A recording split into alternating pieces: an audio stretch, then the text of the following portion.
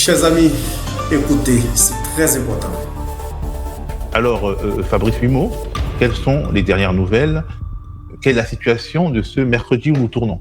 Alors Théophile, il y a objectivement un retour au calme qui s'est opéré depuis le week-end dernier. Il fallait de toute évidence une contre-offensive après cette terrible journée de samedi et de dimanche. L'armée malienne a donc répliqué et en a fait l'annonce dans un communiqué officiel faisant état d'une opération d'envergure qui a permis de neutraliser plus d'une centaine de combattants dans l'ouest du pays. Le communiqué évoque notamment la région de Koulikoro, les capteurs des FAMA, des forces armées maliennes. Les forces armées maliennes y ont repéré une colonne suspecte selon le communiqué, des dizaines de motos fonçant vers un refuge situé à l'ouest de Kolokani. L'alerte a été donnée immédiatement et une réponse aérienne de l'armée a été réalisée à travers des frappes chirurgicales sur le convoi en mouvement. Le bilan des pertes civiles et militaires de ces 2 jours de samedi et dimanche les plus meurtriers, en tout cas, reste aujourd'hui inconnu. Mais le chef d'état-major des armées, le général Diarra, avait fait l'annonce que plus de 200 terroristes ont été neutralisés à la suite de ces attaques coordonnées sur Kidal, Gao, Mopti, Kati et également sur Kona. En tout cas, la traque continue sur le terrain. L'état-major assure que les opérations de ratissage et de sécurisation se poursuivent sans relâche pour verrouiller en quelque sorte la zone et empêcher tout regroupement résiduel des terroristes, à la fois de ceux des djihadistes du JNIM affilié à Al-Qaïda et du Front de libération de l'Azawad.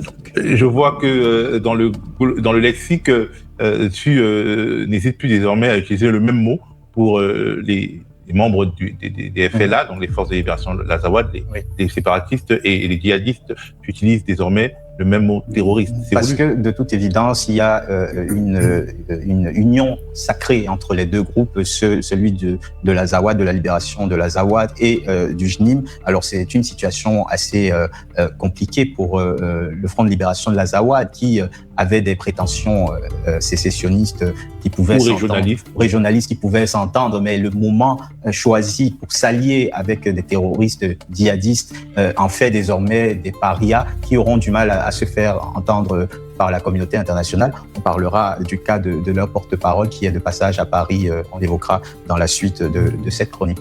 En tout cas, finalement, on a eu des nouvelles du chef de l'État, Assimi Goïta, qui était resté silencieux depuis samedi. Et son silence alimentait toutes les conjectures, Fabrice. Oui, Assimi Goïta sort du bois et a préparé une intervention, donc une adresse diffusée à la télévision nationale. Il s'est voulu tout de même très rassurant vis-à-vis de la situation sécuritaire, même s'il a appelé les Maliens à être tous impliqués, toutes et tous impliqués dans cette lutte contre les terroristes et à signaler tout mouvement suspect. Il s'est voulu rassurant sur la situation sécuritaire. On écoute un extrait. Grâce à la promptitude et au professionnalisme des forces armées et de sécurité, un violent coup d'arrêt a été donné aux assaillants, dont l'objectif était d'installer un climat de violence généralisée dans les localités concernées. Le plan funeste de l'ennemi a été déjoué. Chers amis, allons directement au but. Après les attaques coordonnées du 25 avril 2026, écoutez, c'est très important. Les FAMA ont annoncé une contre-offensive importante. Dans l'extrait de Décrypter l'Afrique, il est dit que l'armée malienne, écoutez, a repéré une colonne suspecte composée de dizaines de motos dans la région de Koulikoro vers Kolokani. Une réponse aérienne aurait ensuite été menée contre ce convoi. Le point le plus important dans cette vidéo, c'est le bilan annoncé. Selon le chef d'état-major des armées, plus de 200 TO ont été neutralisés à la suite des attaques coordonnées sur Kidal, Gao, Mopti, Kati et Kona.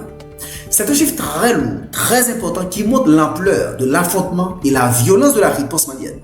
Sur le plan national, ce bilan envoie un message très clair. L'État malien veut montrer qu'il n'est pas à genoux. Après le choc des attaques, Bamako veut reprendre l'initiative, rassurer la population et affirmer que l'armée reste capable de frapper. Sur le plan régional, cette situation concerne aussi tout le Sahel, car les groupes armés TO ne respectent pas les frontières. Ce qui se passe au Mali peut toucher le Burkina Faso, le Niger et toute l'alliance des États du Sahel AES.